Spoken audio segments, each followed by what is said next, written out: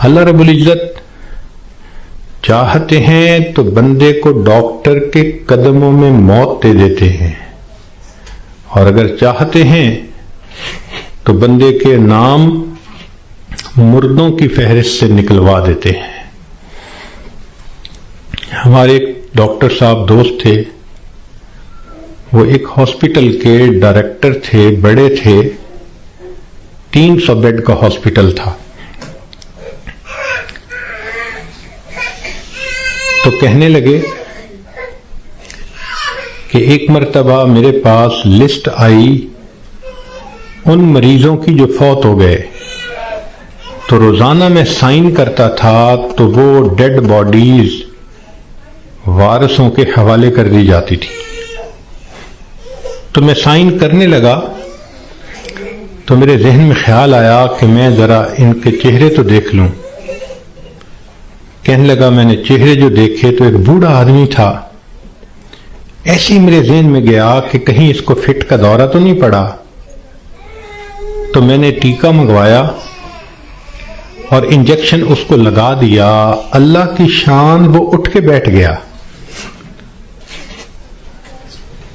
مردوں کی فہرست میں اس کا نام لکھا جا چکا ہے۔ اللہ تعالیٰ چاہتے ہیں تو فہرست سے نام نکلوا دیتے ہیں۔ اور ایک اور ڈاکٹر صاحب کے بارے میں ہم جانتے ہیں کہ وہ اتنے ہارٹ اسپیشلسٹ ہیں کہ ملک کے صدر وزیر اعظم کے وہ ہارٹ اسپیشلسٹ ہوتے ہیں، VVIPs کے ہارٹ اسپیشلسٹ۔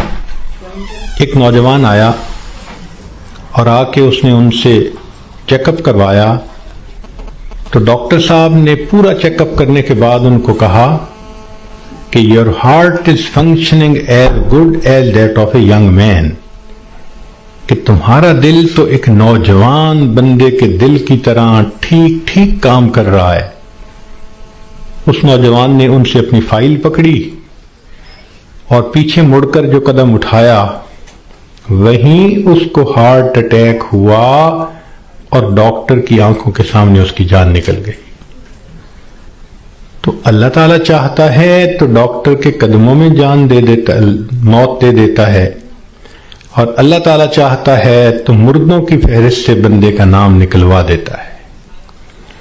اور کئی مرتبہ انسان موت سے بھاگ کے جا رہا ہوتا ہے اور حقیقت میں موت کے قریب ہو رہا ہوتا ہے۔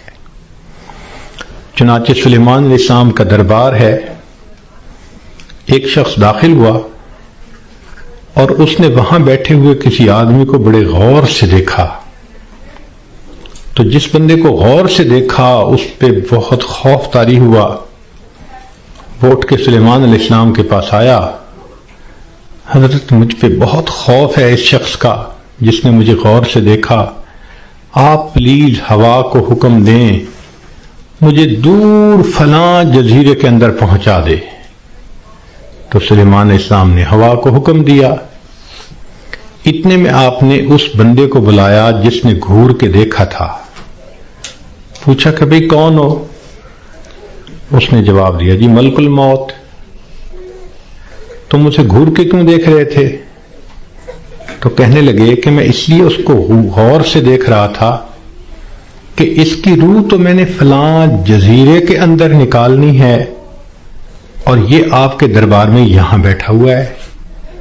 تو سلیمان علیہ السلام نے بتلایا کہ اس نے مجھ سے خود ریکویسٹ کی کہ مجھے فلاں جزیرے میں پہنچا دیں۔ ملک الموت نے کہا السلام علیکم، میں بھی اسی جزیرے میں جا رہا ہوں اس کی روح کو قبض کرنے کے لیے۔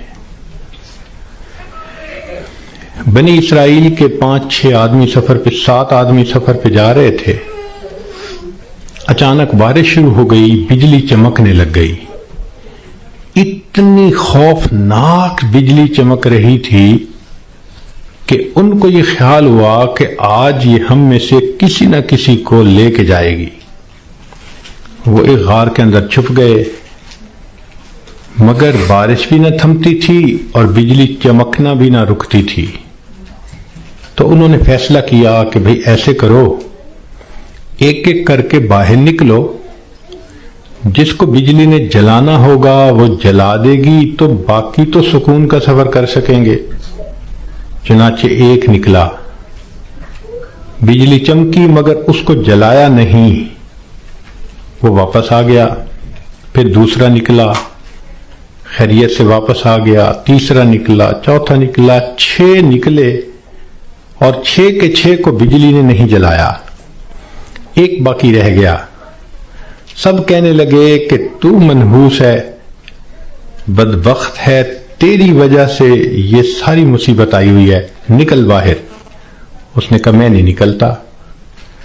سب زور لگا رہے ہیں، کہہ رہے ہیں، لڑ رہے ہیں کہ نکل باہر، وہ کہتے نہیں نکلتا۔ وہ ایسا وہاں پر جمع کہ اس نے کہا جو مرضی کر لو، میں غار سے باہر نہیں نکلوں گا۔ تو کچھ دیر کے بعد ان کے ذہن میں خیال آیا کہ اگر یہ باہر نہیں نکلتا تو ہم تو سب ایک ایک کر کے نکل چکے، چلو ہم نکلتے ہیں اور ہم سفر پہ چلتے ہیں، یہ اندر ہی رہے۔ جیسے ہی وہ 6 کے 6 باہر نکلے، بجلی چمکی اور 6 کے 6 کو موت آ گئی۔ اب یہ سب دھکیل رہے تھے 7ویں کو، اور ان کو یہ نہیں پتا تھا کہ موت کا وقت تو ہمارا قریب آ چکا۔ کہتے ہیں کہ 2 چور کسی گھر میں آئے چوری کرنے کی نیت سے، تو ایک بڑھیا اور بوڑھا کمرے میں سوئے ہوئے تھے۔ انہوں نے ان دونوں کو رسیوں سے باندھ دیا چارپائیوں کے ساتھ، اور دونوں کی چارپائیاں اٹھا کر صحن میں رکھ دی، منہ پہ ٹیپ لگا دی تاکہ ہم کمرے میں تسلی کے ساتھ سامان کو کھولیں گے اور قیمتی سامان کو لے جائیں گے۔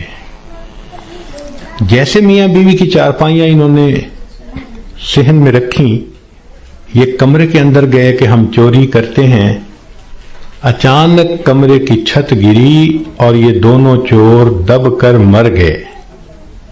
محلے والے آ گئے، شور ہوا تھا۔ اب وہ حیران کہ میاں بیوی تو رسیوں سے بندھے ہوئے ہیں۔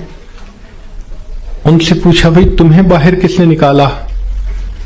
کہا ہمیں تو پتہ نہیں، ہم تو اندر سوئے ہوئے تھے۔ ان کو کھولا گیا، جب ملبہ ہٹایا گیا تو اس کے اندر 2 چوروں کی لاشیں دبی ہوئی تھیں۔ پتہ چلا کہ چور ان کو نکال رہے تھے کہ ہم چوری کریں گے، اور ان کو یہ نہیں پتا تھا کہ ہم اپنی موت کا خود انتظام اپنے ہاتھوں سے کر رہے ہیں۔ تو انسان کئی مرتبہ موت سے دور بھاگتا ہے اور حقیقت میں وہ موت کے قریب سے قریب تر ہو رہا ہوتا ہے۔ اس لیے ہمیں چاہیے کہ ہم موت کی تیاری کریں۔ مہلت ہر ایک کو ملی ہے، کسی کو کم کسی کو زیادہ۔ اس مہلت سے جو فائدہ اٹھائیں وہ خوش نصیب انسان ہے۔ اس دنیا میں آپ کو اللہ کا منکر تو مل جائے گا، رسالت کا منکر بھی مل جائے گا، دین کا منکر بھی مل جائے گا۔ اس دنیا میں آپ کو موت کا منکر کوئی نہیں مل سکتا۔ دہریے سے دہریہ بھی ہوگا تو یہ مانے گا کہ ایک دن مجھے موت آنی ہے۔ جب موت آنی ہی ہے تو کیوں نہ انسان اس کے لیے تیاری کر لے۔ اور موت کی تیاری یہ نہیں کہ انسان جاگنگ کرے اور ویٹ لفٹنگ کرے اور ایکسرسائز کرے، نہیں۔ موت کی تیاری یہ ہے کہ انسان اپنے پچھلے گناہوں سے توبہ کر لے، آئندہ نیکوکاری کی زندگی گزارنے کا ارادہ کر لے، اور جو لوگوں کے حقوق اس پر ہیں ان سے معافی مانگ لے۔